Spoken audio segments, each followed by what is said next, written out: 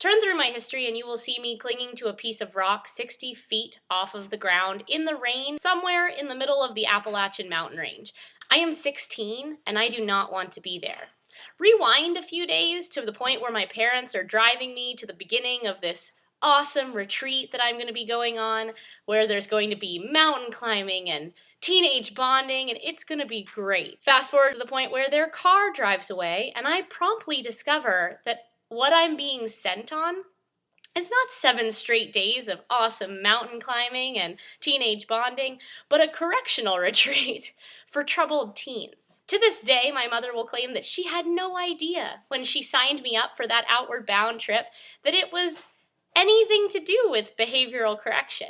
But I was to spend the next 7 days on an intensive disciplinary trek. It was all around miserable. On the first day, I discovered the hard way that I am allergic to hornets and most other bees. I found this out when about 4 hours into our first trekking experience with those huge backpacks, a hornet went down my boot and stung me, and my skin, like that much skin, became this, it was bad. And so I was like, this is a problem, and they're basically like, tough it out.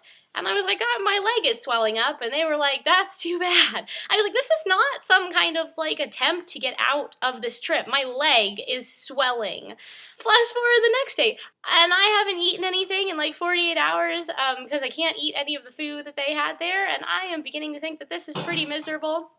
I'm there with these dozen other teens. One of them got so drunk that she blacked out and woke up with music notes on her back, even though she doesn't play any instruments. 2 of them are trying to make out the entire time. One of them looks like he has a knife hidden somewhere on him. And there's me.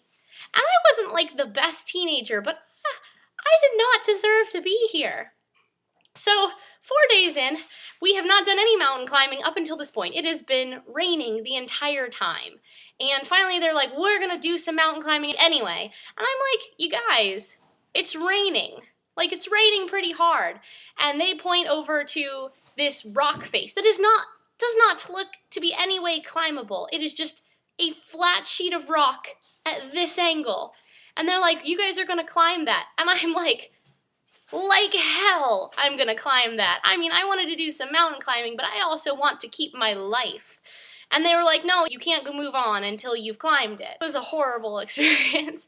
And I think the worst is over. I get through this climb, they snap a picture, like that's gonna make everything better. Like, you're gonna look back on this 10 years from now and you're gonna be so glad that you did this. And I'm like, no, I'm gonna look back on this 10 years from now and hopefully I'll be able to laugh.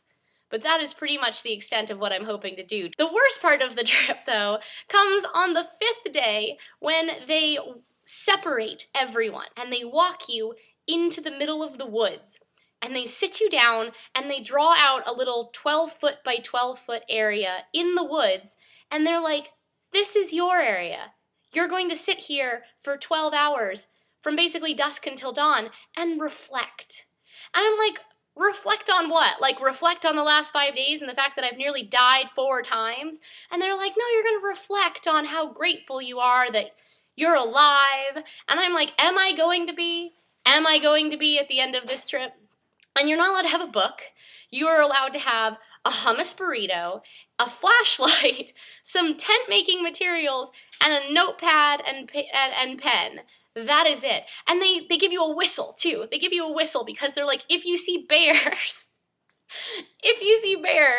blow the whistle. See, I can laugh now. And I was sitting there and I'm like, this is not actually happening to me. So they just leave you there and they just walk away. I obviously survived this trip. I would say unscathed, except it remains to this day one of the worst experiences of my entire life. And as we've seen through this Making History video tour, there have been some experiences. There have been shootouts. There have been car accidents. There have been airplanes that I have exited unnaturally. None of them compare to the 7 days in which the Appalachian wilderness tried to kill me.